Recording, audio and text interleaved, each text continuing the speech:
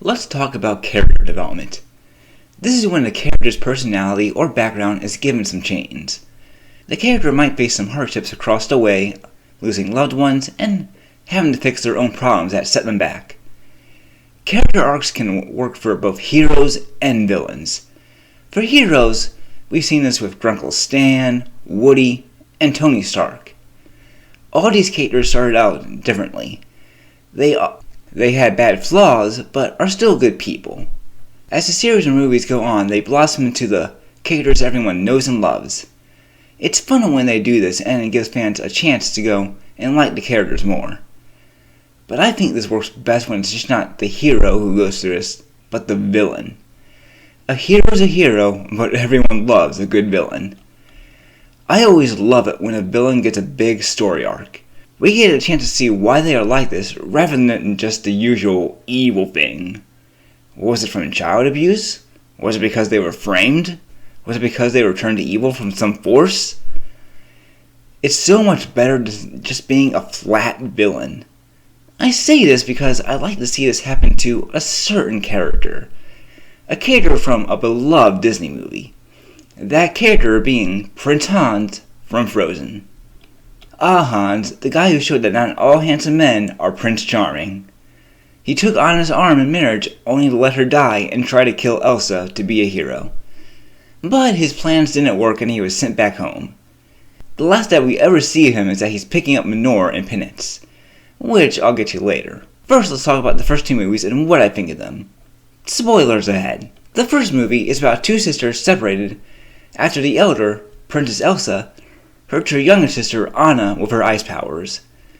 The parents take them to some trolls who have Anna's memories of Elsa's powers wiped. They separate the two of 13 years and later die at sea. At Elsa's coronation, she reveals her powers when Elsa asks to bless her marriage to Hans.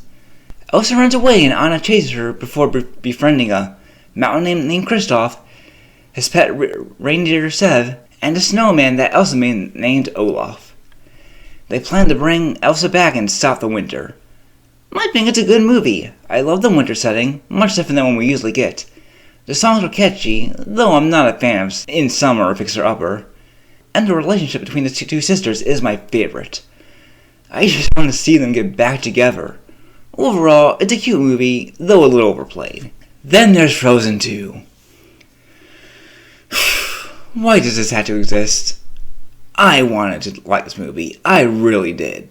But I just couldn't. What's the story? So, Elsa has been hearing these voices in her head and she has to go up north. So she, Anna, and the others go on a journey where they find out more about their parents and how Elsa got her powers. Elsa finds out her powers came from these people in the forest when her mother saved her father's life when they were young. After some more adventure stuff happens and Elsa stays in the forest and abandons her family and kingdom, making Anna queen. What?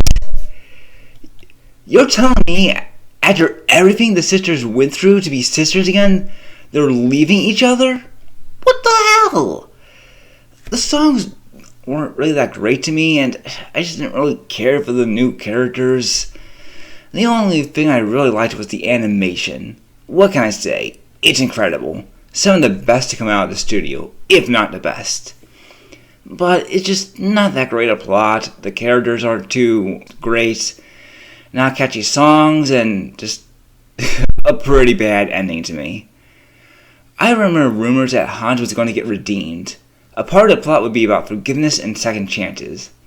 That never happened.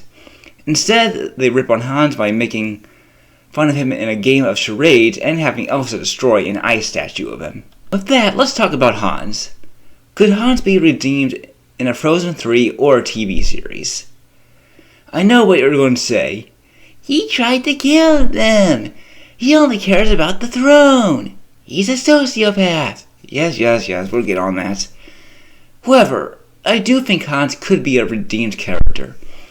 Not only that, I think it could be best for the franchise. And what about Helsa? Could that work as well? Here, I'll explain why I think Hans could be redeemed. Let's look at his character. Hans is a prince from the Southern Isles. He is the last in his line and has dreams of becoming king. He came to Arendelle to woo Elsa and get married to her. Together they would rule Arendelle and Hans would prove his worth. He sees that he will get nowhere with Elsa and decides to go with Anna instead. Plans change when Elsa reveals her ice powers and leaves him in charge. He goes to look for her and sees Elsa's ice castle. After one of the Duke's men tries to kill her, he stops her and takes her back. She tells him that she can't stop it and Anna seems to be dying. Hans thinks there's really no other choice but to kill Elsa to stop the winter. His plan fails though and he's taken to the Southern Isles. Hans mentions that he was ignored for 2 years by 3 of his brothers. Some people have said that he lied about this, but it's canon. The team confirmed it. I think he also received very little love from his parents as a child. This picture that came from an official Disney book shows what his life was like. Think of what that could do to a child. Both physical and emotional abuse is bad and can really mess up someone. Because Hans didn't receive love as a kid, he doesn't know how to show it back. The Frozen Heart tells how glass was thrown at him. And yes, you can argue if a Frozen Heart is canon or not, but that doesn't change the fact that he received emotional abuse as a kid. Elsa also got emotional abuse, though a little different. You can't say that they were more misguided, though it still did go and lead to Elsa's bad social skills. Children need attention, and ignoring them isn't going to help. Maybe all Hans needs is a little love. After all, people make bad choices when they're mad, scared, or upset, but throw a little love their way, and you'll bring out the best in them. I've seen people say that if Hans were to come back, it would be a revenge story. However, a revenge story would not make sense to me. It would go against what Hans wants, which is to be respected. Hans didn't want the throne because he's power hungry. He wanted to go and show his brothers that he isn't worthless like they think he is. A Hans revenge story would not make sense. Hans didn't come to Arendelle to go and take the throne. The people wouldn't allow it. They loved their queen and they would not accept him if he killed Elsa and Anna. Maybe when they thought that she was a witch, but not now. He couldn't go back home. There would be a noose waiting with his name on it. Hans would be on the run for the rest of his life, which is not what he wants. A revenge story would be lazy writing. Both he and Elsa are rather similar. They both got emotional abuse as a child, like I mentioned before, which can really do a number on people. They are both seen as monsters to people who don't like them. They are both attempted murderers, as weird as it sounds. And I know you would say that Elsa was in self-defense, which is true. But considering the kingdom was scared of her at the time, once news came out that she went and killed those men, they would have just more reasons to go and hate her. They would have never accepted her as queen. It would be the Duke's reason against hers. Both want the best for their kingdoms. Hans wants to be a good king, though he takes the desperate measures to get it. And Elsa wants to be a good queen, but her fear drives her away. Here's a fun fact. Hans is the 13th prince of the Southern Isles, and Elsa is technically the 13th Disney princess. Just saying. They make a cute couple. Just look how adorable they look together.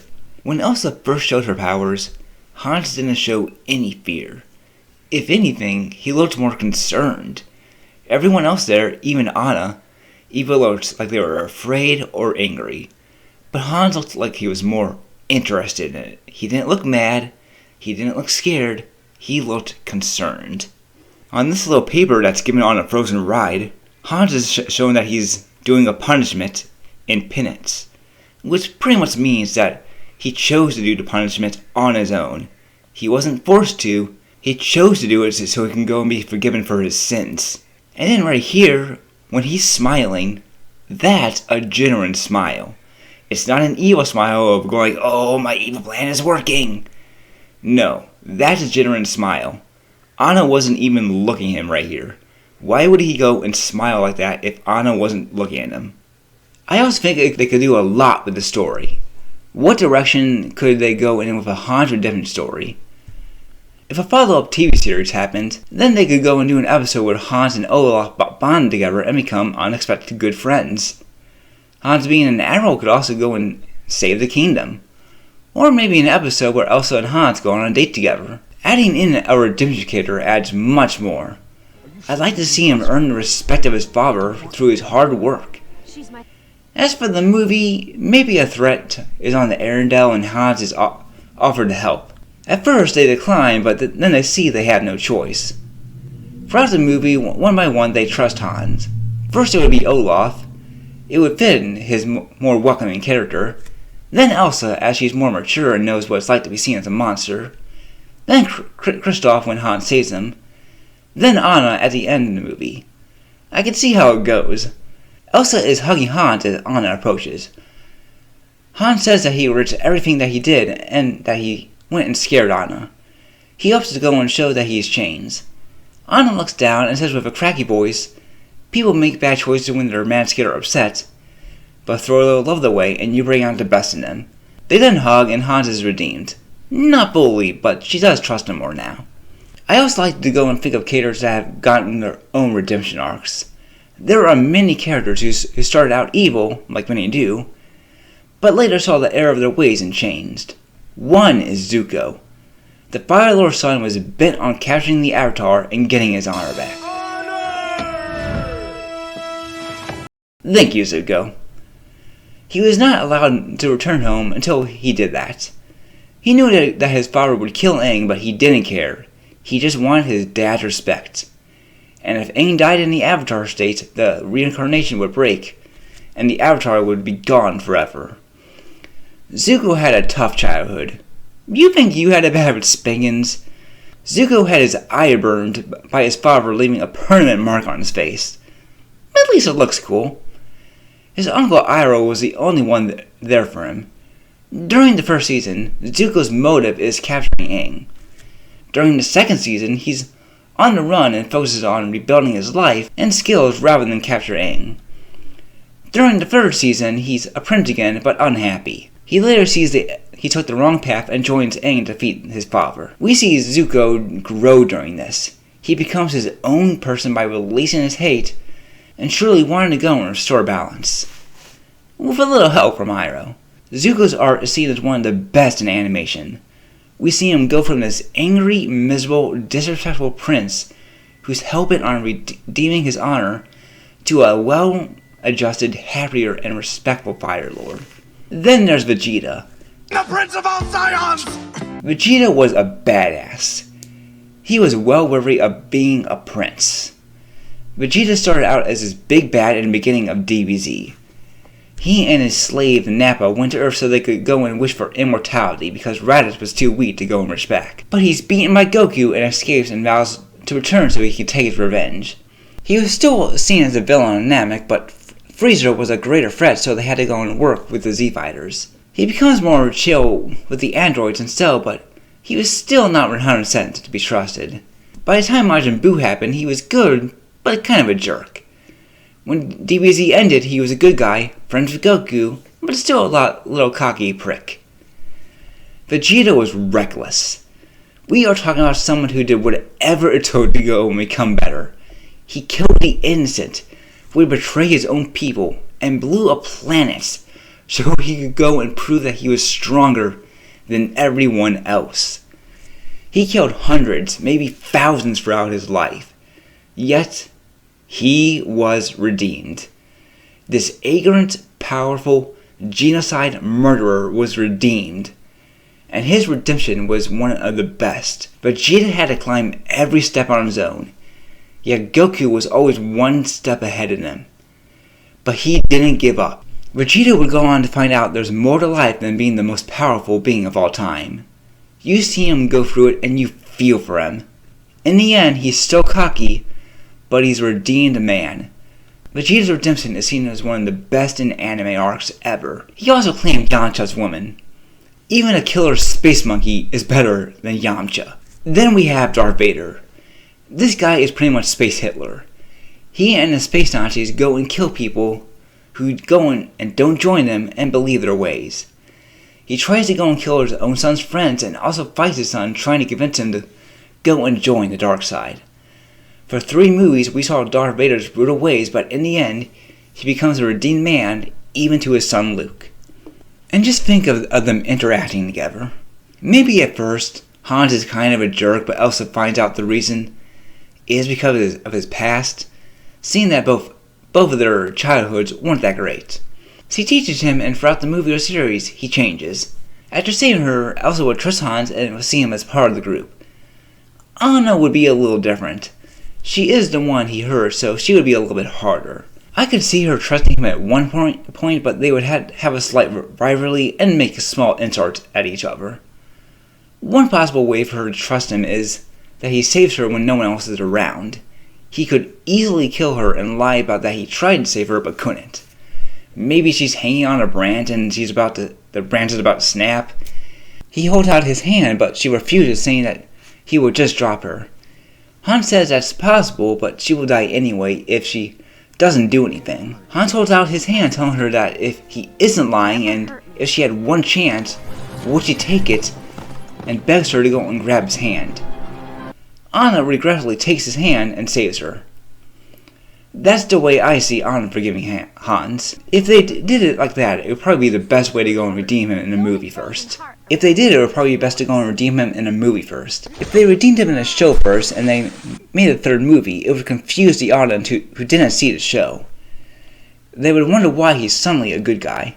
So they maybe could go and half redeem him in a movie first and then fully redeem him in a show. Really, if I had to pick between a series or a movie where Hans gets fully redeemed, it would be a series. While a movie would be great and many people would go and see it, a series would be a great way to go and tell the story.